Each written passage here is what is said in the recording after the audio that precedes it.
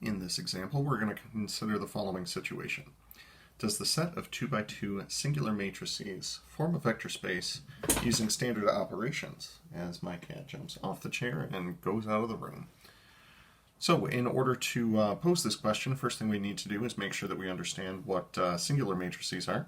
So we're going to define a couple of singular matrices from the set of 2 by 2s.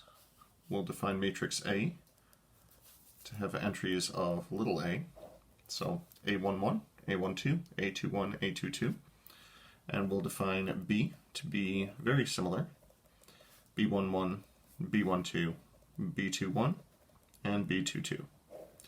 In order for these two matrices to be considered singular, we need that the determinant of these matrices is equal to 0. So what we're saying is that A11 times A22 minus A12 times A21, that's going to be equal to 0. And the same will hold true for matrix B. We need that the determinant of matrix B is going to be equal to 0 as well. So B11 times B22 minus B12 times B21, that's going to be 0 as well. Now, using standard operations, we get a lot of the axioms of the vector space for free. What I would like to do is investigate a couple of these. First one, I'd like to check to see if this is closed under scalar multiplication.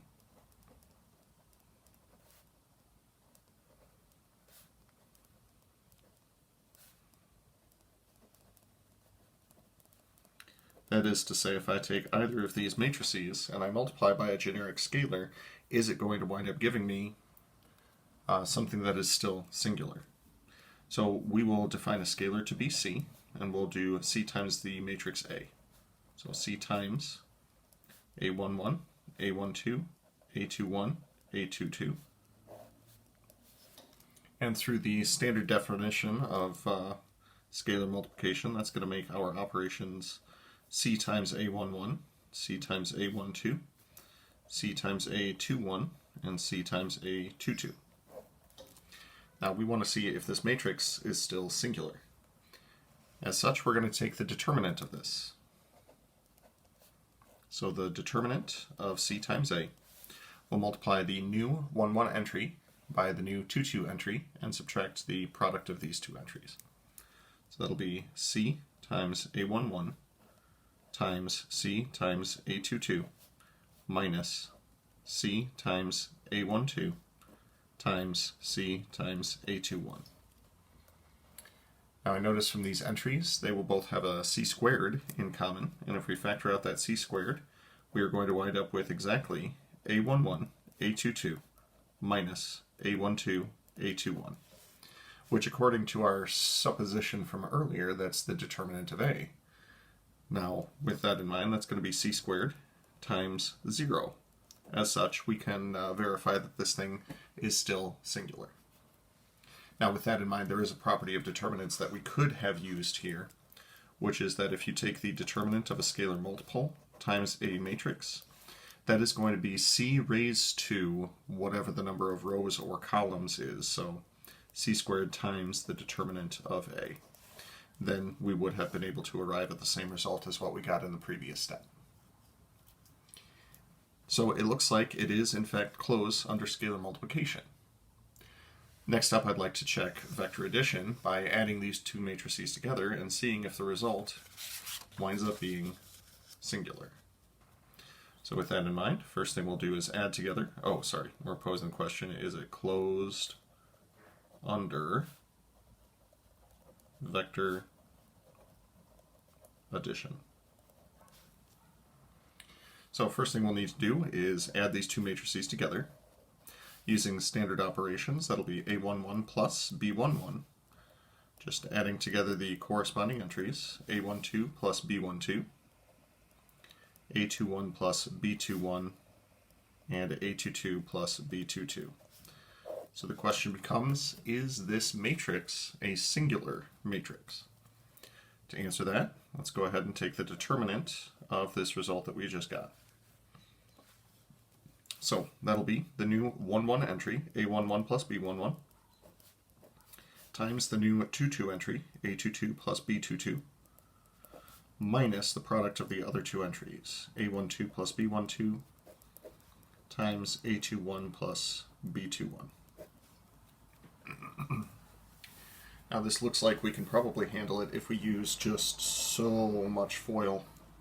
Oh yes, so much FOIL. Alright, A11 times A22 plus A11 B22 plus A22 B11 plus B11 B22. Then we're going to be subtracting what we get when we FOIL these two things together. So it'll be minus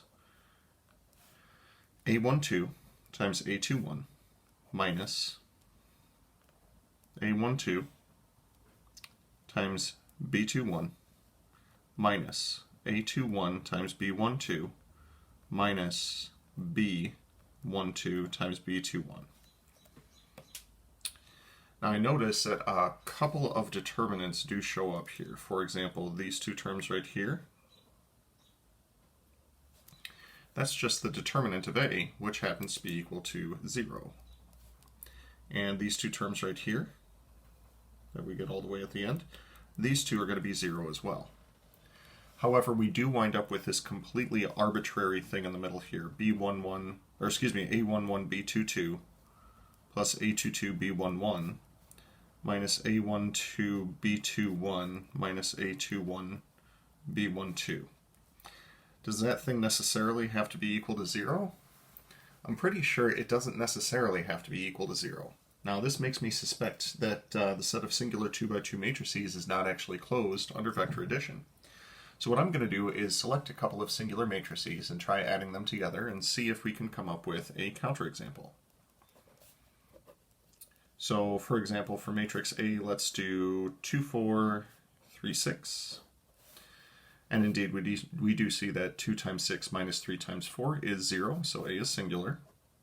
And then for the matrix B, we'll go even more basic than that. We'll just select 1, 1, 1, 1. 1 times 1 minus 1 times 1, that will be 0 as well. So we'll just say note that the determinant of A is equal to the determinant of B, which is equal to 0, so they are both singular matrices. However, let's go ahead and add these two matrices together.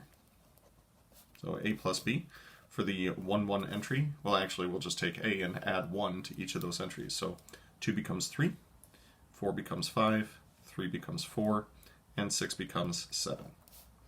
And when we take the determinant of this matrix, we're going to wind up with 3 times 7 minus 5 times 4. That is 21 minus 20, which is equal to 1. As such, A plus B is not a singular matrix. So A plus B is not singular. Therefore, the set of singular 2x2 matrices fails to be closed under vector addition. Not closed under vector addition. Therefore, the set of singular 2x2 matrices is not a vector space. Oh boy, we'll make it fit. There we go. There we go. Is not a vector space. Awesome. Now as we move into the next section, we will see that this also proves that this subset of a common vector space is not a subspace of that vector space. Oh yes, lots of words.